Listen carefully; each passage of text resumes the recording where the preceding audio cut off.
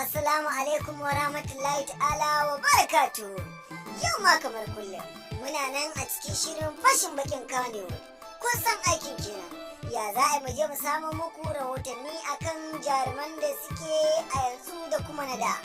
Tsakanin producers da kuma daraktoci, tsakanin crew da sauran mashiryan shirin. To, yau ma kamar kullum muna ɗauke da sabon rahoton akan wata tsohuwar jaruma wadda ake kira da Baba Tambaya, a inda ta katobara ta amai kuma ta lashe, take da na sanin irin abin da ta tafka. To, wannan majiyar tamu ta jiyo muku kan ciwon wannan tsohuwar jaruma tana ta kalubalantar mashirin shirin inda suke ɗaukar naira 2000 a bata. Ga tsufa ga yara da jikoki a gaban ta cirmas. Ita dai wannan fitaccen jaruma wadda aka fi sani da Baba Tambaya ta ɗau tsawon shekaru a cikin wannan masana'anta. Ana ta ɗauki ba daɗi da ita zafi rana kuna, a inda wannan shahararren mawaƙin ya gabatar mata da ƙudirin abin da yake zuciyarsa. Inna lillahi wa inna ilaihi raji'una. Amma wannan ɗa ba ɗan albarka ba ne, albasa kuma ba ta yi halin ruwa ba, don ba haka muka jiyo labarin inda megatun mula yake ba. To, za mu ɗora daga inda muka samu wannan ginshiƙin rahoto na wannan wato hamshakin mawaƙi, inda ya yi mata wannan kyauta da duniya take ta ji an ɗauka an bata. Wato ita dai wannan tsohuwa tana ta da na sanin ya aka yi wannan katobara, kuma ga abin da ta jawo kanta. Duniya na ta yama ɗiɗi da irin abin da ta aika, kuma gashi kuma gogon da ya bugi kirji domin gwangwaje ta da waɗannan kuɗi ya bujiro mata da wasu sababbin maganganu wanda suka ratsa tunaninta kuma suke rikirkita mata kwakwalwa. Shin da tsuban za ta ji ko kuma shekaru? La ilaha illallah, kai dai kankaman na kamore, dila sarkin wayo, wayanka bai amfana maka komai ba. Inna lillahi wa inna ilaihi raji'un. Wannan dattijuwa ta bayyana wa majiyarmu kan cewar kullum tana cikin barazana, inda jikokinta da ya suke bayyana mana kan cewa idan tana bacci sai a dinga cewa sai ta dinga cewa gashi nan ku jinye shi don Allah ku jinye mishi. Ta wannan dattijuwa dai ta shiga uku, ta kuma ga ta kanta ta tsokano kanta dodo, a inda take ta kwasar ɓacire da baƙin ciki, ba farke ba kuma yayin da take bacci ba. To kullum dai tunani yana ta karaɗe zuciyarta, ta yanke ƙudurin yadda za a yi ta samu bawan Allah nan yanzu ya raba ta da abin da ya ɗauka ya bata, domin rayuwarta tana cikin barazana.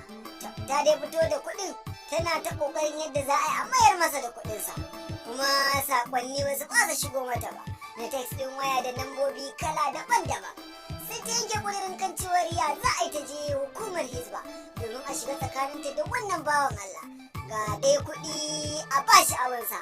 Kuma wannan magana da ta yi tana roƙon masana'antar Kannywood ta yafe mata bisa kuskuren da ta aikata, tana ta cewa a yi haƙuri tsufa ne isa ta wannan katobara. Shi kuma gogon naka a wannan daidai lokaci mun jiyo rahoton kan cewar yana ta ƙoƙarin ya za a yi a shiga a fita a zo masa da ita domin ya tabbatar da abin da yake ta ƙoƙarin aikatawa. Allah ka gyara zuciyoyinmu, kuma shi kuma a karaɗe uban kurɗa uban fankama Allah ka shirye shi bisa wannan ƙudiri da yake ta ƙoƙarin sai ya aikata. Inna lillahi wa inna ilaihi raji'un.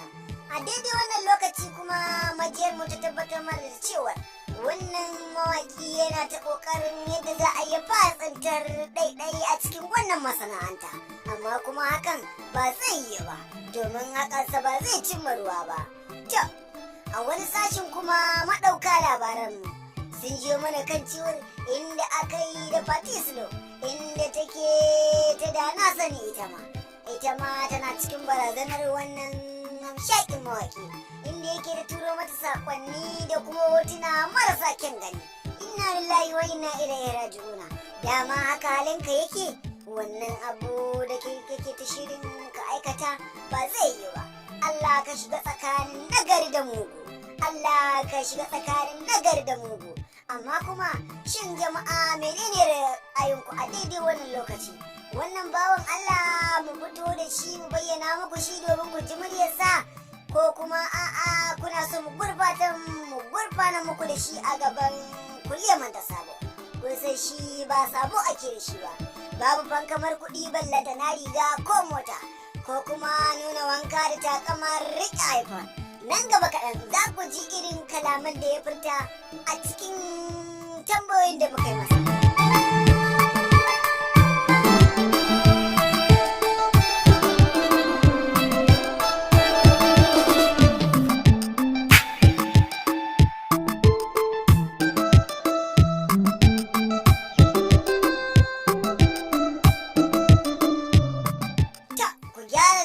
Domin jin irin kalaman da wannan bawan Allah ya kafta. Idan wannan shine farkon shigar ka wannan shafi namu na fashin bakin Kannywood, to ku danna mana subscribe, kana ku danna kararrawa domin sanar da ku da zarar mun dora wannan sabon shiri. Ni ne aka raɗo uban kurɗa wajen saliko muku zantukan da suke karaɗe wannan masana'anta. Amma ban sani ba menene ra'ayinku a irin yadda wannan bawan Allah yake ta kokarin shirya masha'a da katobara a cikin wannan masana'anta dan ganin ya baje hajarsa.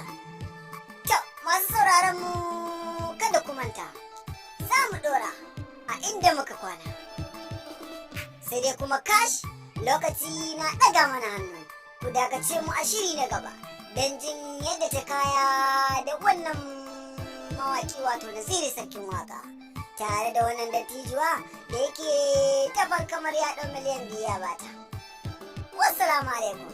Idan wannan shi ne lokacin shigar ku wannan shafi, ku danna mana subscribe, kana ku danna ƙararrawa, ku dakace mu ku yi mana afuwa saboda yadda lokaci ya yanke mana a daidai wannan lokaci.